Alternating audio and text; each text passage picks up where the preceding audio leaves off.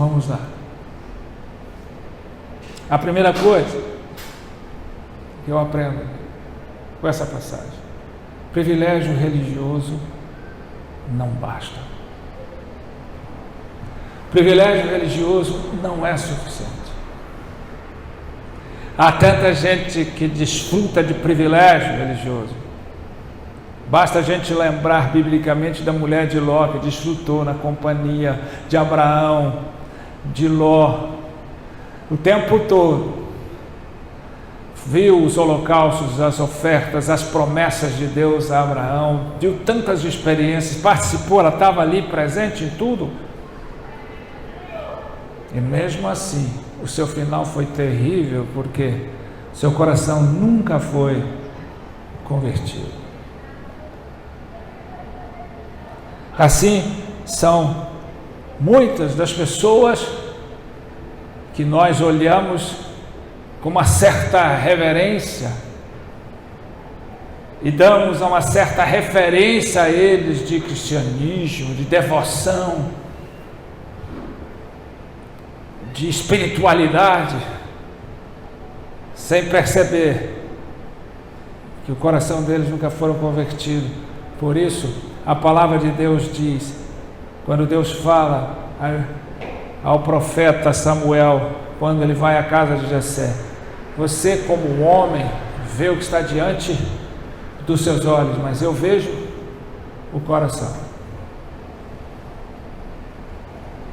Deus vê o coração. Deus conhece. Jesus sabia, porque Jesus é Deus. Judas foi escolhido discípulo. Judas não chegou ali de paraquedas e disse: deixa eu aqui, ó, e põe no meio aí, deixa eu fazer parte do time. Não. Jesus escolheu um a um daqueles 12 homens que o seguiram.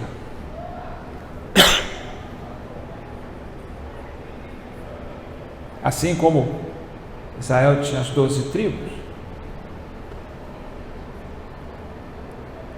Então Judas foi escolhido por Jesus para fazer parte daquele ministério terreno, de acompanhá-lo, de ser o seu discípulo.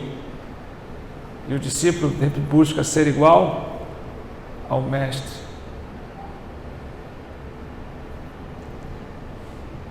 Judas testemunhou milagres e ouviu os sermões, as palavras de Cristo. Ele foi testemunha ocular, presencial, real, de tudo aquilo que Jesus fez durante aqueles 3 anos e meio. Ele ouviu mensagens e palavras vindo da própria boca de Cristo.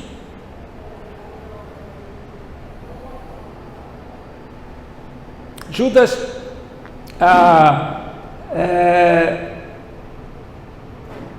viu e ouviu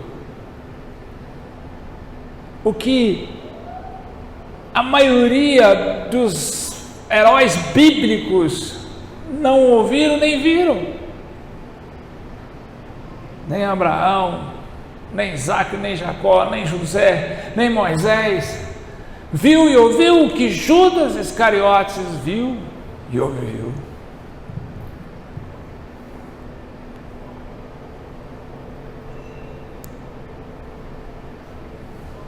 Porém, mesmo diante disso tudo, mesmo diante desse privilégio incomparável, inimaginável,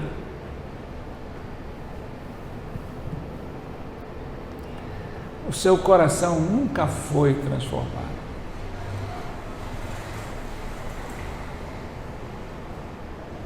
Nunca.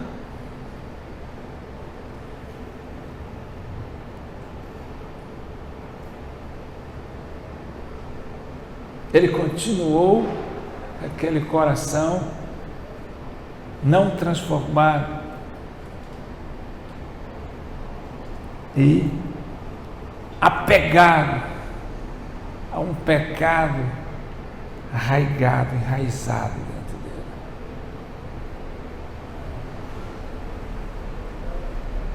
Que era a cobiça,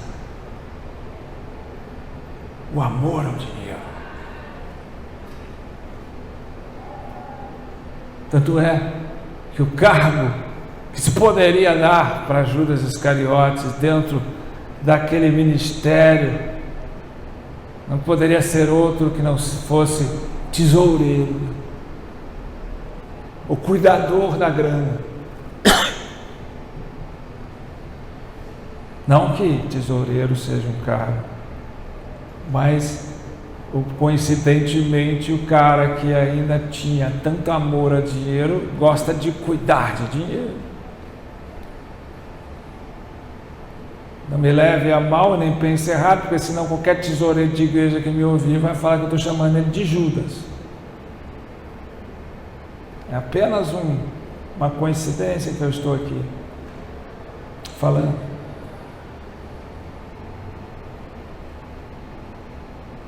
Às vezes a gente não para pensar.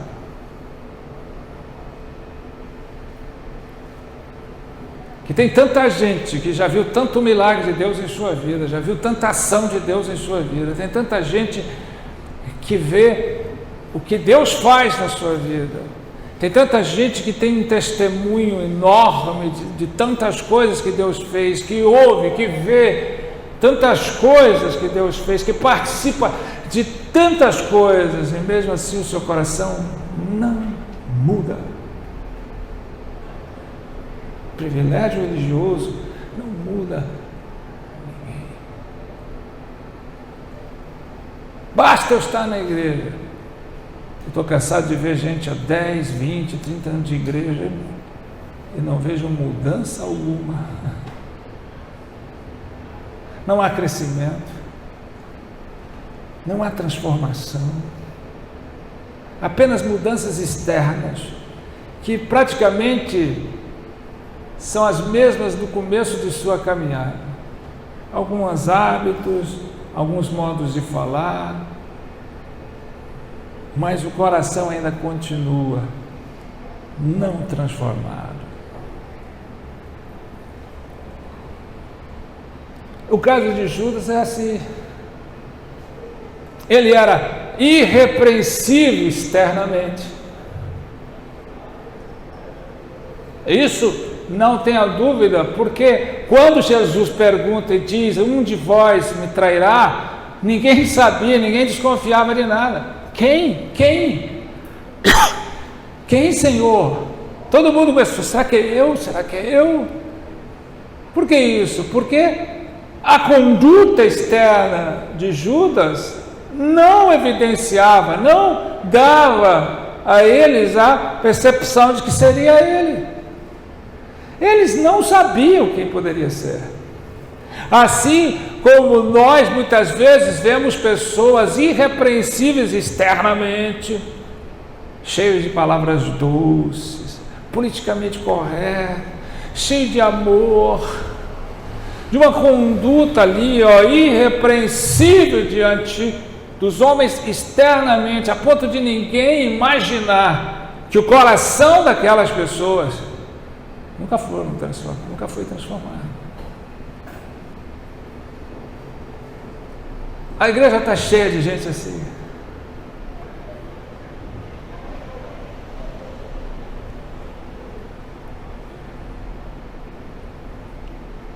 Isso devia nos humilhar e nos advertir.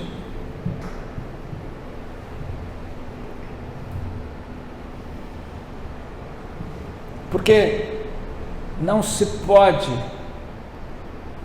pensar, admitir que uma pessoa é de Deus apenas por suas condutas externas, onde não há transformação evidente, onde não há a evidência de mudança e não discurso de mudança, se evidencia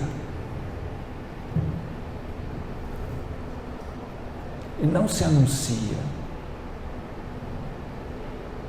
Porque tem um monte de gente dentro da igreja anunciando: eu mudei, agora eu não bebo, agora eu não fumo, eu agora não falo bobagem, eu agora mudei alguns hábitos. Mudança não se anuncia, se evidencia. É na prática do dia a dia, é no andar que você percebe se de fato uma pessoa mudou o seu caráter, o seu coração, na sua forma de pensar, na sua forma de enxergar, na sua forma de sentir a vida, no seu propósito, nas suas prioridades, na sua disposição de perder tudo para ganhar a pérola do reino.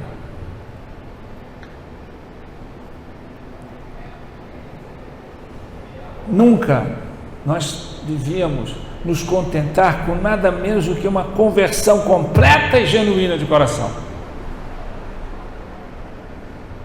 Não existe cristianismo mais ou menos.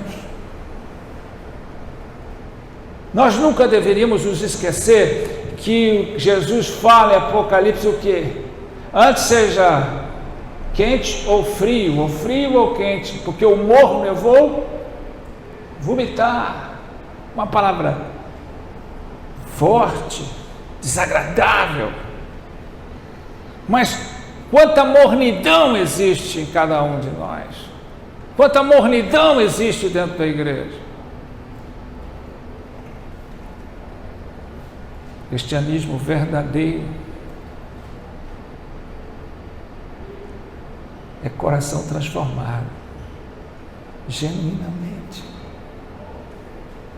É mudança completa, porque conversão é mudança de mente, mudança de percepção total. Não é uma religião qualquer, participativa, de contribuição. É uma mudança verdadeira, real. Então, isso nos ensina. Judas viu e ouviu o que a maioria dos personagens bíblicos não viram nem ouviram. Diretamente de Deus. Do Cristo. Daqueles que no Antigo Testamento todos almejavam, sonhavam ver. O Messias, o Deus encarnado, que se fez carne, o Verbo, a palavra. Você já imaginou isso? Ele testemunhou, porque a Bíblia diz que os livros não poderiam contar nas páginas tantos milagres que Jesus operou. Quem viu isso? Ele não transformou o seu coração? Ah, mas foi Judas. E quantos estão na igreja? Vendo, ouvindo, vendo o que Deus faz e ouvindo o que Deus diz. Através da sua palavra, através do seu espírito, através do seu agir. E o seu coração não muda.